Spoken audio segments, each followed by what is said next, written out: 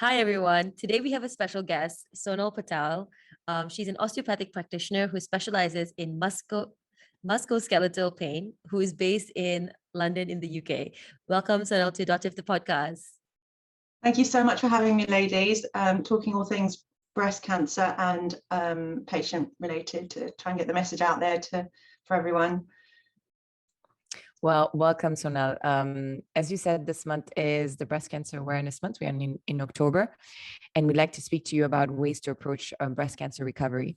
So in the medical field, it might be referred as survivorship care transition. And so with your experience, Sonal, we'd like to know how osteopathy can play a role in this process of recovery. And in particular, we read an article which was published in the National Library of Medicine. And just brace yourself for this long article title, which was called Patient-Centered Support in the Survivorship Care Transition, Outcomes from the Patient-Owned Survivorship Care Plan Intervention, which essentially concluded to say that having a clear survivorship post-care intervention plan is a really promising strategy in improving the experience for experience and healthcare outcomes for breast cancer survivors during the recovery phase, post-treatment. And so I guess from our point of view, we wanted to kind of pick your brain, Sonal, and see how do your patients show up to you for their aftercare, and what symptoms do they come with, and you know, as breast cancer survivors. Could you shed some light on that?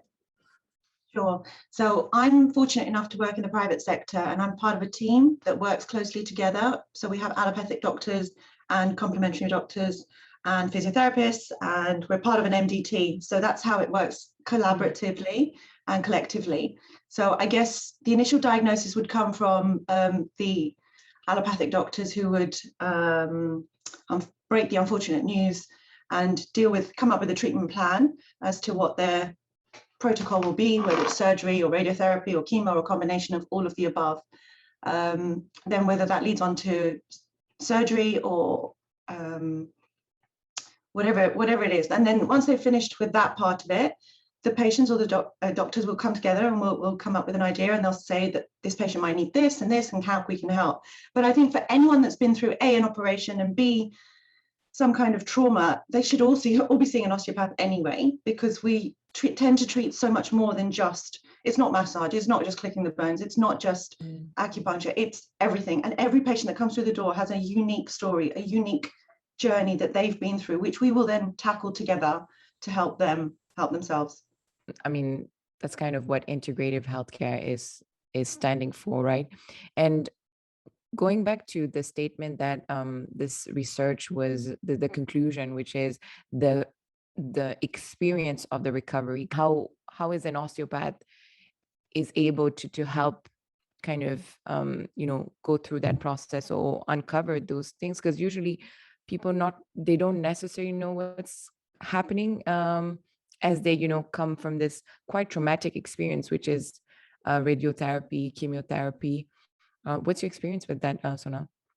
So I'm going to touch that breast cancer affected me a while ago, and I guess being an osteopath for 22 years, that I can do that with the back of my hand. It's not an issue. But having been through a trauma and having had that C word said to me, and then going through my own journey, I realized there was a gap, there was a niche that needed to be filled. So it's one thing your doctor looking after you, one thing your radiographer looking after you, one thing the nurses being amazing, but there's so much self-love, there's so much mindset that one as an individual has to do after any kind of trauma like that. And I guess it's probably a combination of my own healing journey that I then empathize a bit more with my patients, and I can fill that void.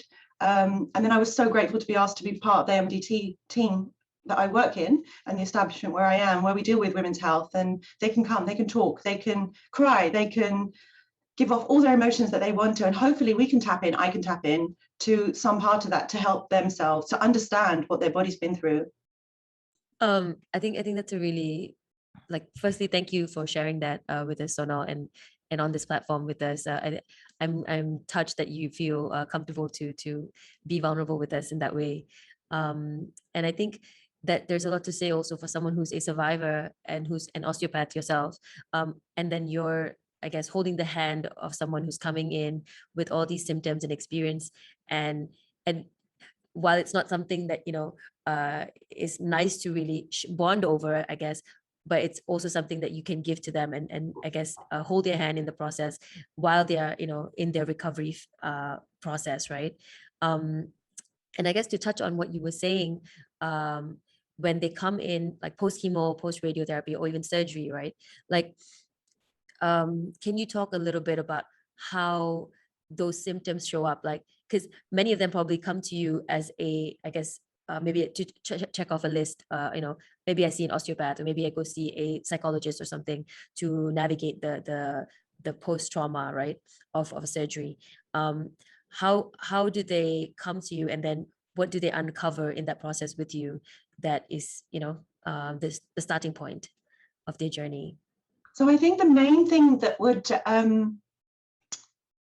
come from it is obviously where they've had surgery, where they've had a part removed and they've got scars that they haven't touched themselves, let alone letting anyone else touch them.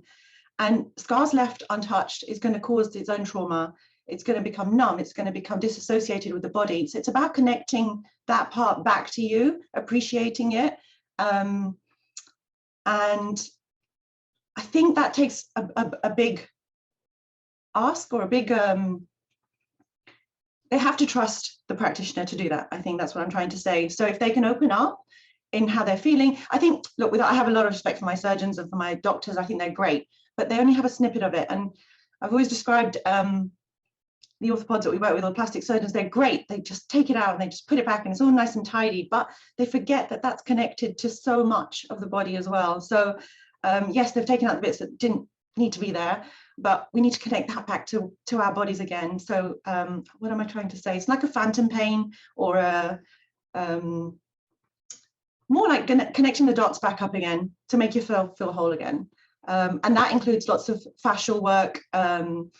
We use tools like gua sha, we use oils, we use a combination of acupuncture to stimulate your qi, your energy, the life that we have inside us, so that it's more of a holistic approach on getting people back to health. So you would help people with the scars. What are other aspects, physically speaking, that an osteopath would do? So that you touch upon some of like TCM aspects, so traditional Chinese medicine with the qi, with gua sha. Is there anything that an osteopath is also equipped to help with in the physical aspect? Osteopathy is a treatment of the musculoskeletal condition. So we treat the body, muscles, ligaments, tendons, tissues, bones. We treat with our hands, we listen with our hands, we propriocept. For even anyone that's going through anything, we can pick up on tightening in the muscles, hypotonia, all those kind of things. So for anyone to come in, whether they've had an operation or not, we can just, like, for example, the way you're sitting, we ask you to just pick up your posture, or we'd just... I caught me there too. I was like... We're always saying, trying to keep your head nice, over your shoulders over hips, hips over knees, knees over ankles, nice straight lines. Because remember, we weren't designed to be on 2, we're designed to be on 4. So anything we can try and do to help your spine, your muscles, tendons, tissues, we will help you. We will put you back into alignment, if you like. But bear in mind that for the able-bodied person, that they'll bounce back. We'll put you back. We'll give you some help. We'll give you some exercises, and you'll be fine. I think when you've had an operation, you've had something where you have fascia. Fascia is like cling film that wraps around your organs. That becomes quite tight. So that's the part where we can use tools to try and break those down, those adhesions down, to stop that pull, to stop that hurting, to stop that pain, which you can't touch, which you can't feel. So that's where the Chinese medicine comes in, where the gua sha, with the acupuncture, with the cranial osteopathy as well, where we work with the cerebrospinal fluid that surrounds the brain, the spinal cord, and the sacrum. That can all come out of kilter. So that all needs to be rebalanced. That's what an osteopath would do traditionally. And then anyone coming with post-op, we tap into that separately.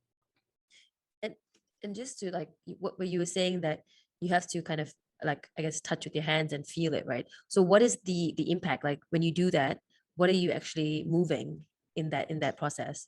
Good question. So it depends on which area we're working on, but it could just be the vascular supply, it could be the lymph supply, it could be muscles themselves, ligaments. We do deep friction work with our hands.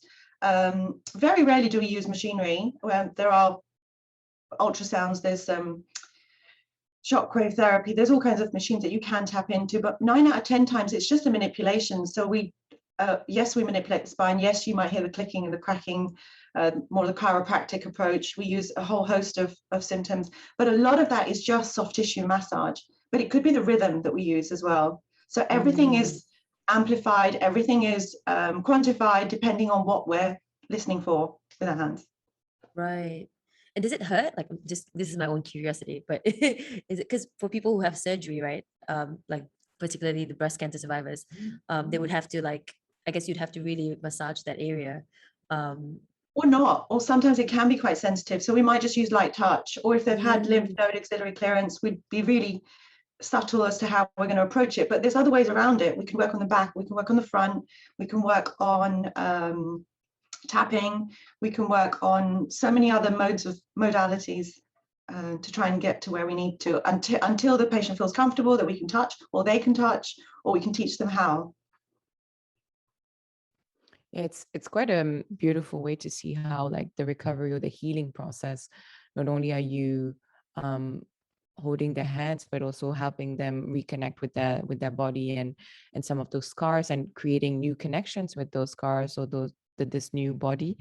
And if we touched upon, like, kind of the psychological side that goes with because we tapped into the physical side, how you could physically kind of get the energy flowing. How do you support that psychological side as they just, went through this traumatic experience? So that depends on the patient. If they want to open up, they will. 9 out of 10 times when we are touching it, it can be emotional. It could come out as tears. Some people laugh, some people swear, whatever it is that it is. But as long as it's out, it's better out than in. Holding all those emotions in itself is detrimental to your health. We need to remember it is a holistic approach. So it is mind, body, and soul, but it involves all the organs. So it's muscles, ligaments, tendons, heart, stomach, even what they're eating, what they're drinking. We will try and explain to try and nourish the body. Whatever you're putting in will come out. So cleaning up your diet, drinking more water, drinking not too much water, because that's also a thing. Having some vitamins or supplements. If you've had chemo, you've lost good cells and bad cells. So you would need to reintroduce. You want your cells to turn over. Your body will regenerate by itself. You've got everything you need inside you. But then if you're going to put processed food, and if you're going to have alcohol in, I'm not saying no to anything. I think everything in balance and moderation is fine. But if you've been through something like that, you're going to have to switch.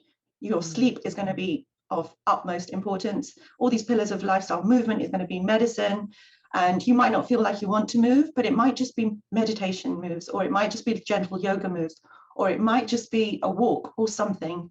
Grounding in itself is therapy. Sound bowls, salt lamps, hot baths. I can go on and on and on about all of this.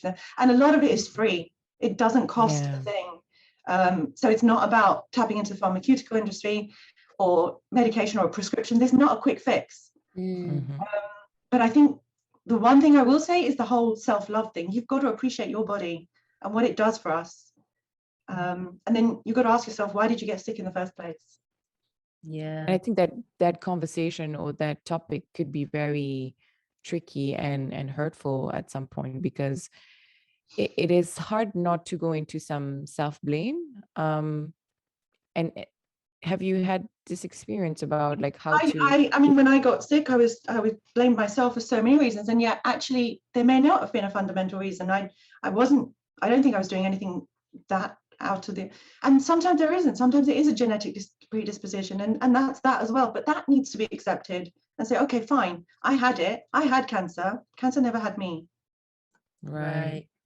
Yeah, that's a very powerful statement to say to yourself, to the world, to it took me a while to say that, and it took me a while to process it myself, and I think that's the first time I've said it out loud now. But I think the more you say it, the more you realize that your body, we can heal. Yeah.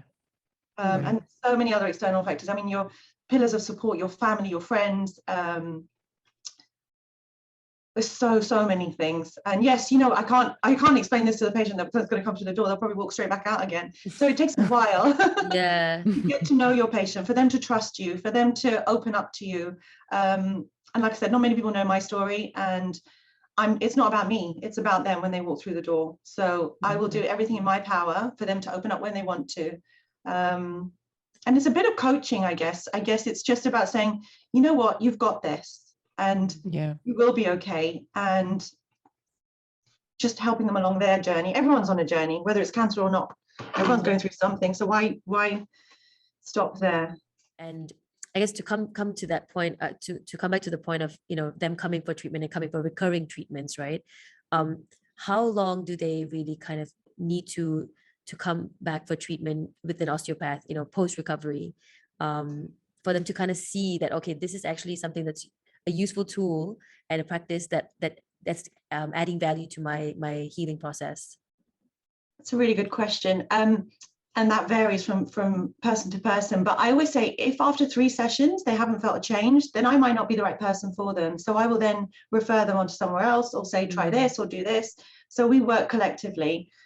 What I understand from what you're saying is that, you know, everyone's healing journey is different, and it can vary from one person to another. They could come after 3 sessions and that's it, or they need to see you on a recurrent basis. Yeah, so some come back fortnightly, some back once a month, some I see a couple of times a year. It just also depends on how much they're doing for themselves. So some if they come back regularly, they're probably not doing enough for themselves. They live a busy lifestyle, they've got children, and they just haven't got the time. So they need that quick reset. Right. And it's with you that they can like allow themselves to say, okay, this is my time, and they schedule it. Exactly. They come in, we have our time, we have our chats, they offload, they might cry it out, then they go back again.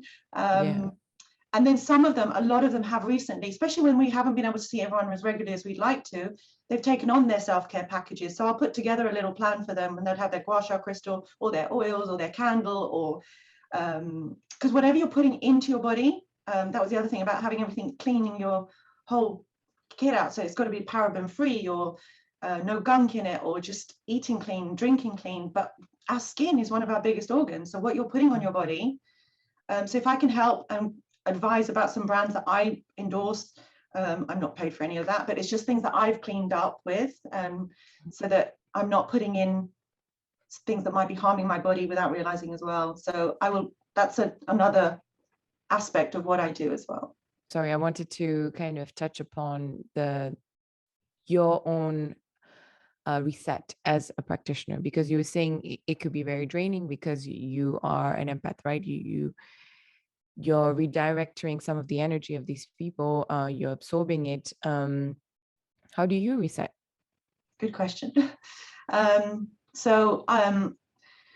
I used to go to the gym quite a lot, and then swimming was my thing. So I find swimming really meditative, and just I can zone off. It's somewhere where no one can get to me. It's just me, my thoughts, and the water, which actually just felt great after my ordeal, and just something so therapeutic about being submerged and helping my lymph and that. And sometimes you just don't feel like doing a high energy workout when the work that we do is quite physical enough. So when the pool shut down in lockdown, oh my gosh, it was like, what are we going to do? What are we going to do? So I went back to my yoga, which was great, and grounded myself and breathing and lots of walks. I have to say, I think I lost my joy. I think it sapped everyone. So that was hard to find that. But we just had Navratri, and I think you'll see with my smile and dressing up and stuff, I feel like I've found my joy again. So Bollywood dancing, that's my thing, or connecting with music is my thing. So even on my Instagram, I'll put a song on something just to make it a bit more peppy, and just to pick someone, it helps me. So I think music is a big one, if you're asking. I think it has the ability to just transport you to another place. So yeah, probably a combination of that, and my hot baths, anyone that knows me, and my candles. That's great. I mean, I think it's like, it sounds simple and small, but actually those are the things that really make a huge impact, right? It's like some people really like reading, and to someone who doesn't appreciate reading, then they'd be like, what do you mean? Like, you're going to sit down and relax and read? Like, what? But then that's their joy. So it goes a long way. An inspirational podcast as well. I think it's been really nice to connect to people. I was never an Instagram person, but it's been really nice to listen to see how other people have gone through. And you realize so many people have been through cancer, and so many doctors have been through cancer, and so many healthcare providers that do give so much. They're the ones that end up being sick. So if we don't look after ourselves and we don't give that time to ourselves, we can't help others. I think one useful top tip was when you're on a flight, not that we've been on a flight for so long, but when they always say put your gas mask on first so that you're okay, so that you can help others. I think that was a good way to think about it. And I've never done that. I've never put myself first. I was always the one helping others and being the last one. But recently I've tried to switch that around.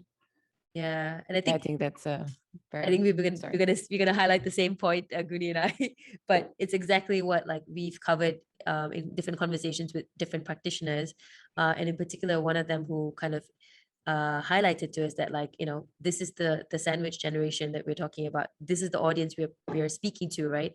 And they are the ones who are always putting their mask on last and putting everyone else's mask on first. And usually that's the mother or the sister of the family or the woman in the family that's kind of gluing everyone together.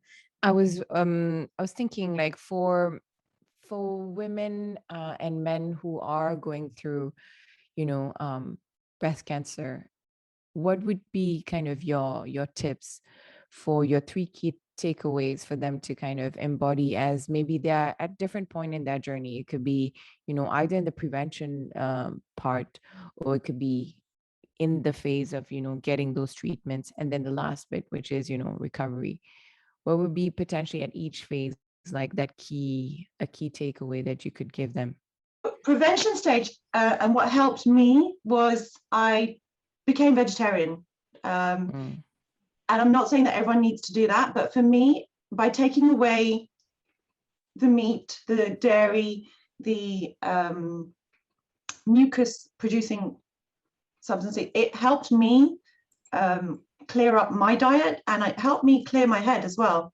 So whatever I was eating, I was absorbing better, but it also gave me more variety. So I was having, instead of having 5 portions of fruit, you'd have 10. And if you're having 5 portions of veg, it's another 5. But then you're adding your spices and your seeds and your nuts and your legumes and all this good stuff that just helped post-op, putting the oils back into your skin as well. So for me, that was a good one. And what about during your cancer treatment? What would be a tip you would give to people? So during my cancer treatment, I was probably too focused on what was going on. There's another part of my story which it just wasn't, I didn't have headspace to think about clearing up anything.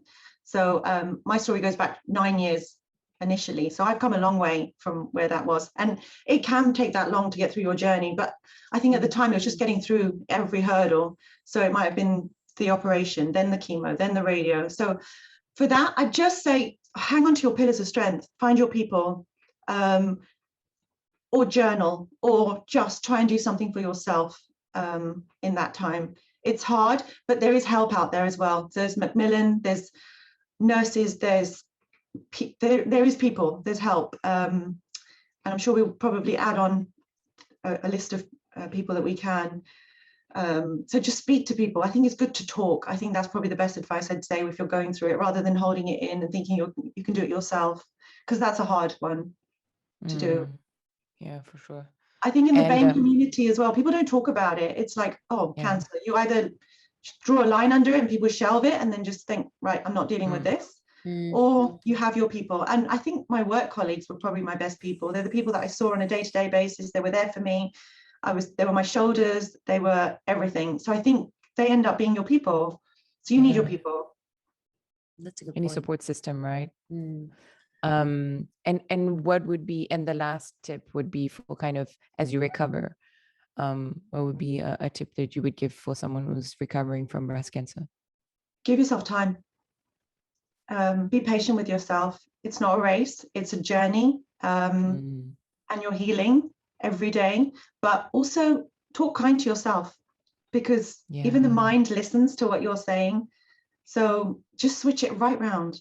And I just think just be kind. Honestly, just if you do one thing for someone else, that comes back tenfold. I'm a huge believer in karma as well. So for every good that happens, that comes back in a different way, in a different blessing. But that's my spiritual side coming out.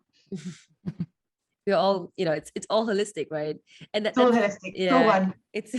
It's all intertwined. So it's part of you. Well, I guess, yeah. So you basically, to sum up, I guess you're saying, like, I guess, review your nutrition sources and, consider whether you want to be, what type of diet you want to take, and then also talk and speak to people, have conversations, and find your tribe. So these are the three, I guess, takeaways for people who are in cancer recovery or just going through it, which are great tips. I think, once again, sounds simple. It's like easy, simple tips, but then it's maybe not as easy to execute. And I guess with that, Sonal, we love to close off with a rapid fire round of questions. And I'll take the first one and ask you this. And I think you touched a bit on this earlier, but yeah, what is the worst health advice that you've ever received in your life? So I think when someone tells you that, oh, you're going to be fine, it's going to be better, it's going to be fixed, it'll go away. Cancer, unfortunately, won't go away. I hope it does. I hope we can inject as much as we can into research and development and knowledge and educating people. I hope for all those reasons we can reduce the amount of people that we lose to cancer. But I think, yeah, for anyone to say, oh, you're going to be fine, I think cancer takes away so much of the person that you were, and you do change, you do evolve, but hopefully you'll become bigger, better, and stronger because of what you've been through. Yeah, so that's a very BAM type of way of addressing issues. It's like, you'll be fine, just dust it off, get over it. And it's very dismissive of what you're experiencing. So that's unfortunately very much present in cultures such as, like, South Asians. And it's like toxic positivity, right? I don't know if it's positivity anyway, but anyway. Tough love. Yeah, tough love. Yeah, definitely. For the second question, if there was one habit we should all adapt, what would it be? Be kind to yourself, and that can be in all forms of ways. So, give the body the movement it requires every morning. Wake it up. You brush your teeth every morning, so give your body a little stretch, a little bit of movement, move your lymph. No one talks about lymph, and it's so important, and maybe we'll do something on that another time. About lymph is your dumping ground. So why do we get sick? It's because toxins build up.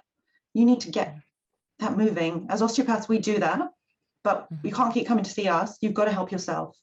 So even with this long COVID and coughs and bugs and stuff, if you clear up everything inside you, in theory, it's clean, and you keep moving, you keep your body moving, and hopefully you live longer. I think that I do resonate with that, is like, keep your mucus. You don't want to let it store, right? So that's a good one. Yeah, and the last one, a bit more lighter one. If there was a soundtrack or a song that you could put to your life, what would it be? Probably I Am a Survivor by Destiny's Child, because of the whole women empowerment thing and the whole we've got this, and I think we can rock it out with that. So let's just say for that. Yeah, and because you're a survivor. But again, you're just more than a survivor, right? Yeah, more. We've talked about it. I think it's a hard label to hold, because it looks like that's the only thing you are, but it's so much more, right? Healing. We're constantly evolving, and you'll have another hurdle, and then another, and then what? But I think the point is, you can pick yourself up, whatever it has now. I think you've got the strength, you've got the stamina, you've got the know, and what doesn't kill you really does make you stronger. It's another reference here. Yeah, another song reference there. Oh, that is a song. Yeah, you're right. See? So much more. All right. Like 5 songs. Well, thank you so much, Sonal, for your time and your insight, and also your vulnerability today. We really appreciate that. Pleasure. I didn't realize how easy it was to talk to you guys. So thank you so much for choosing me to be on your podcast, and let's just get the message out there. So if in doubt, just check it out as well. Yeah. Great quote. Thanks, Sonal.